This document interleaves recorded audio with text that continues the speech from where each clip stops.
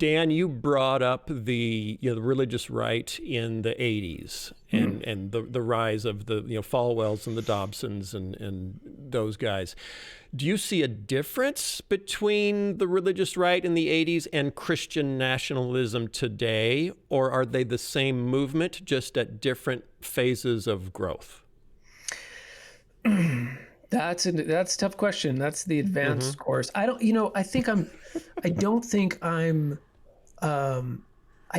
intimate enough with the tenor of it from the 70s and 80s to really make a case in either direction.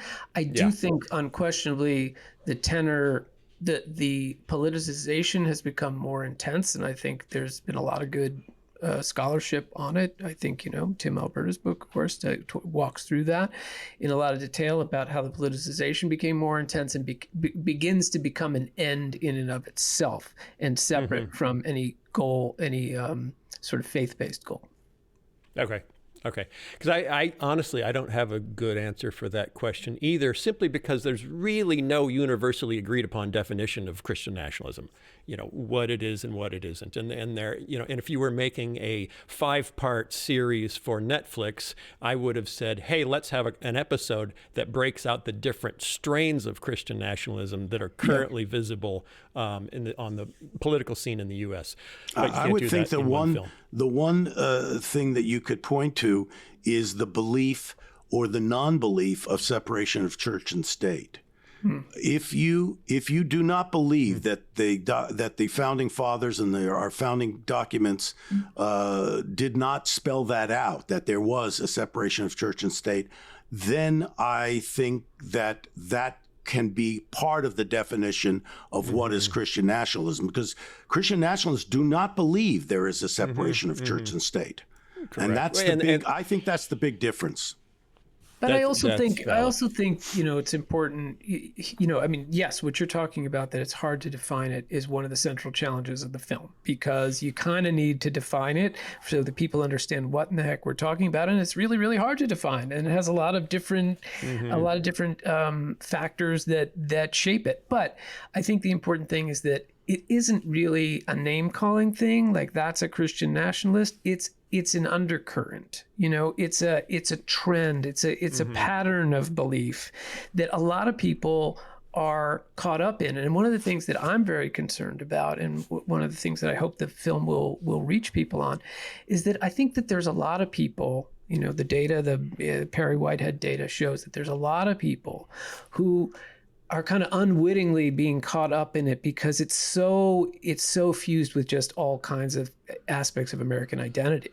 And so these people are not, they're not the problem, but they're getting swept up in something because there's so much social pressure, because this community has become so monolithic that you're not being a good American or you're not being a good Christian, either or both, if you don't subscribe to this, that, and the other political belief. But if you also don't believe that there is a separation of church and state, then you can easily believe that God ordained America to be a white Christian nation. And if you believe that, you will do anything in God's name to achieve that.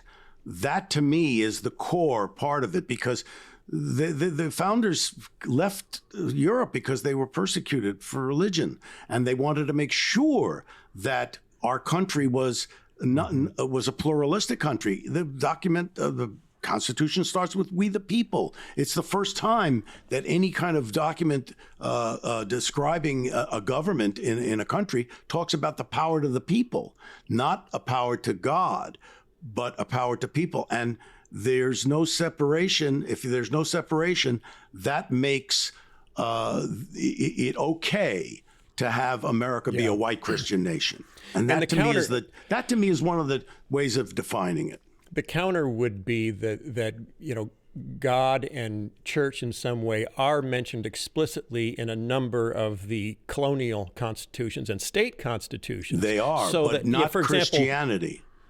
Example, the Pilgrims were specifically, they were, Puritans, and they were founding a Christian colony. That was, so when people say that's correct. That's correct. The Pilgrims wanted to found a Christian nation, my comment usually is the Pilgrims didn't found America. They founded the Massachusetts Bay Colony. Right. And that was going to be a Christian colony. When we had 13 colonies and we had to put them all together, that's when we really realized we can't let the Baptists get beat up by the Congregationalists. Right. And the Puritans make Christmas illegal for everyone, because Christmas was illegal in Massachusetts.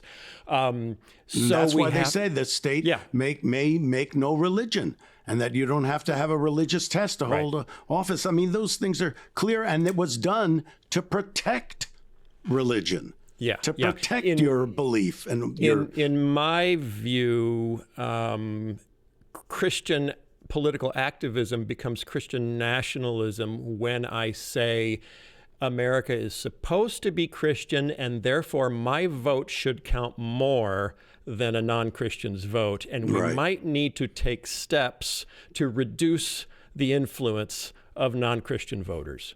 Voter suppression, huge issue. Yeah, that's where we cross the line. Okay, I have something else that I wanted to bring up because I thought this was really interesting. Those were very good questions, Phil. Thank you, Rob. Were they too hard? Why do we only have a half hour? I love those kind of questions because it makes you forces you to think what do you believe.